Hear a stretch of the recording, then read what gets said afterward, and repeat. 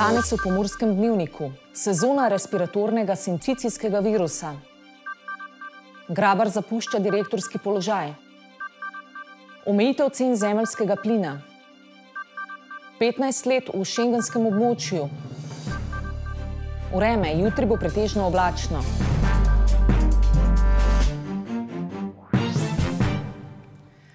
Spoštovane gledalke, cenjeni gledalci, lepo pozdravljeni. V zadnjem mesecu so v porastu številne okužbe dihal. Te polnijo slovenske pediatrije in zasedajo postelje. Sezona respiratornega sincicijskega virusa je že v polnem razmahu, medtem ko se sezona gripe šele pričenja. Pediatrije so polne, zdravstveni delavci pa izčrpani.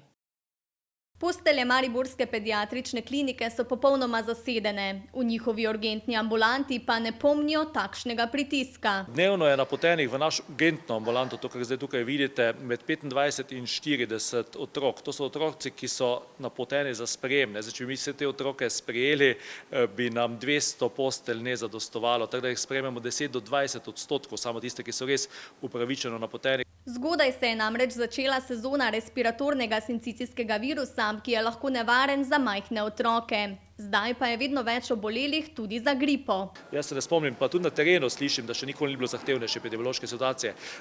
Epidemija gripe se komaj začenja, RSV pa še vedno traja. K sreči nimamo dosti problemov za COVID-19, zato ker je ta pri otrocih blag in jih ne rabimo hospitalizirati. Kot dodaja Berce, pa je težava tudi v tem, da v Mariboru v nočnem času pediatrične prehospitalne službe ni. Ambulante zato pokajo po šivih. S porastom okužb dihal pa se srečujejo tudi v pediatriji Šentilj. Se nam že od konca novembra pojavljajo številke okrog 200 pregledov dnevno. Številke so nekje primerljive z obdobji gripe pred covidom, ampak takrat je šlo to za kratka obdobja. Letos se je tako obdobje začelo že v novembru in se nekako samo še stopnjuje. Na robu zmogljivosti so zato tudi zdravstveni delavci. Bomo zmogli, trudimo se, ampak res delamo na kraju svojih zmogljivosti 10 ur dnevno, vikende ni prostega časa. Težave ima tako tudi primarna služba. V zdravstvenem domu Maribor so v decembru obravnavali 8 primerov gripe in skoraj 1300 primerov virusne infekcije. V zdravstvenem domu Murska Sobota pa poudarjajo: Če pred 2 letoma nismo gledali v ambulantah bolnikov z respiratornimi obolenji, jih je mogoče sedaj tudi do 20-30 pride takšnih v posamezno ambulanto zdravnika. Pediatri menijo, da je k večjemu razmahu okužb dihal pripomogla tudi izolacija v zadnjih 2 letih. Ko so bili ljudje res zaprti, prekuženosti ni bilo, otroci se nekako niso srečali z respiratornimi virusi. Prav tako imamo pa letošnjo leto izredno nizko precepljenost proti gripi, tako da tudi pričakujemo velik porast okuženih s gripo. Priporočila zdravnikov pa so v času povečanega števila okužb enaka kot do zdaj. Ko opažamo izcedek iz nosu, kašelj, ko je neka akuten zagon bolezni, takrat smo tudi kužni, je boljše, da ostanemo doma. Hkrati je pa potem pomembno tudi to okrevanje po bolezni, da se prezgodaj ne vrnemo, ker je imunski sistem občutljiv in kmalu lahko potem ponovno zbolimo. Čeprav epidemija respiratornega virusa pojenja, pa se zaradi epidemije gripe stanje v ambulantah še vsaj 1 mesec ne bo spremenilo.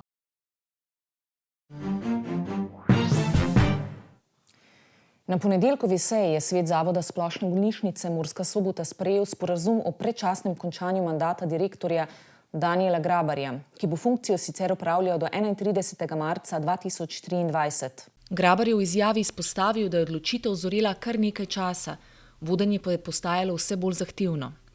Znano je, da je imela soboška bolnišnica kar nekaj težav. Vlada je tako junija zaradi poslovanja z izgubo zamenjala člane sveta bolnišnice, ki je imela v prvi polovici leta 1,5 milijona evrov izgube in za okoli 6 milijonov evrov zapadlih obveznosti. Svet bolnišnice je na ponedeljkovi seji med ostalim obravnaval poslovno poročilo, predstavljeno pa je bilo tudi stanje čakalnih dob ter časovnica priprave strategij za obdobje od 2023 do 2030. Direktor bolnišnice Danijel Grabar je na seji podal predlog o skrajšanju mandata in sklenitvi sporazuma o prekinitvi mandata, kar je sicer predlagal že prej, a zato ni bilo posluha. Vlogo direktorja je prevzel marca lani, ko je na tem položaju zamenjal Bojana Korošca. Ocenjuje, da je bolnišnica kljub finančnim težavam dobro vodena in verjame, da bodo težave hitro premoščene, kar da nakazujejo tudi rezultati zadnjih 2 mesecev, ko se je poslovanje zasukalo navzgor.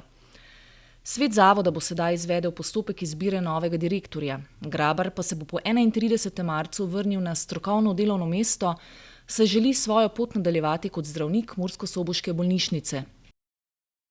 Evropski ministri za energetiko so ta teden po večmesečnih pogajanjih končno dosegli dogovor o omejitvi cen zemeljskega plina. Po besedah ministra Kumra pa je Slovenija zelo zadovoljna z dogovorom. Minister za infrastrukturo Bojan Kumer se je v ponedeljek v Bruslju udeležil nadaljevanja izrednega sveta Evropske unije za energijo, kjer so ministri intenzivno usklajevali dogovor o evropskem mehanizmu za omejitev cen plina, ki so ga tudi dosegli. Cena se je tako omejila pri 180 evrih na megavatno uro. Odločale so podrobnosti, minister pa je bil ob koncu zelo zadovoljen z doseženim dogovorom. Gre za popravljalni mehanizem na trgu. Dosegli smo zgoraj zamejeno ceno na 180 evrov na megavatno uro. 35 evrov je razlika do vseh poprečja, vseh indeksov za LNG plin.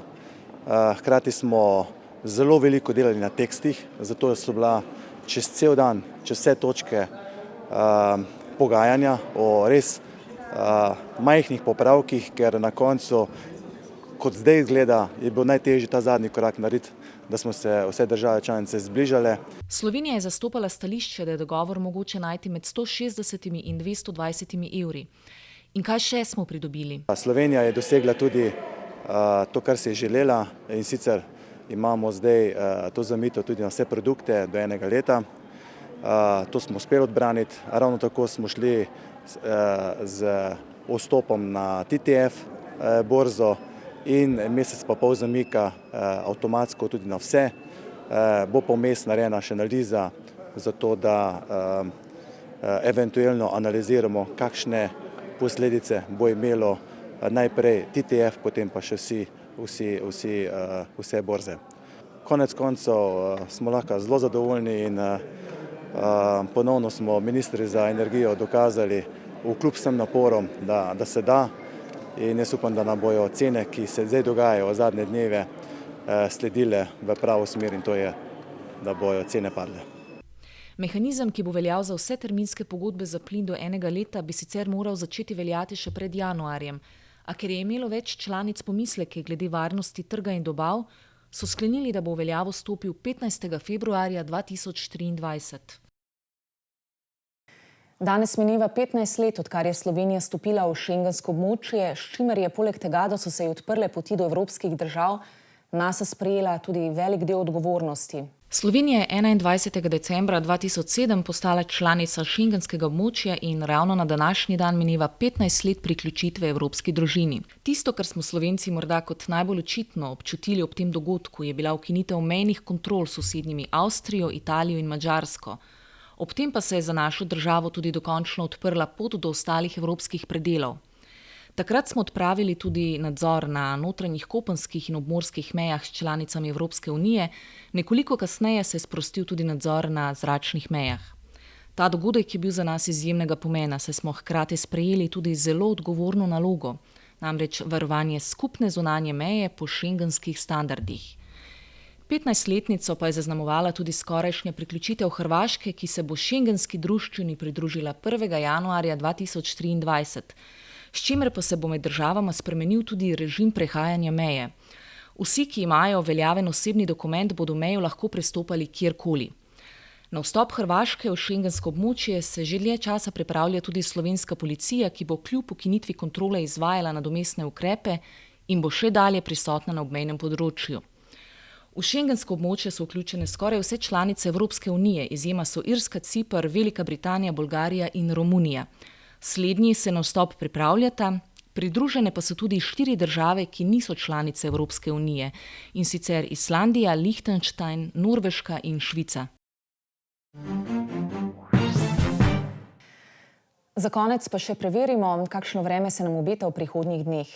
Imeli smo delno oblačen dan s temperaturami okrog 1 stopinje Celzija. V Krajinskem parku Goričko smo opoldne namerili -1, v Radencih in Lendavi 1, medtem ko sta bili v Murski Soboti 2 stopinji Celzija. Jutri bo sprva oblačno, možne bodo rahle padavine. Popoldne se bo predvsem na severu in vzhodu delno razjasnilo. Ponekod bo pihal jugozahodni veter. Najnižje jutranje temperature bodo od 3 do 8 na severu okoli 0, najvišje dnevne od 7 do 12 na severu okoli 5 stopinj Celzija. Najnižje jutranje temperature bodo v severovzhodni Sloveniji, v Murski Soboti in Mariboru okoli 0, dnevne od 8 do 10 stopinj Celzija.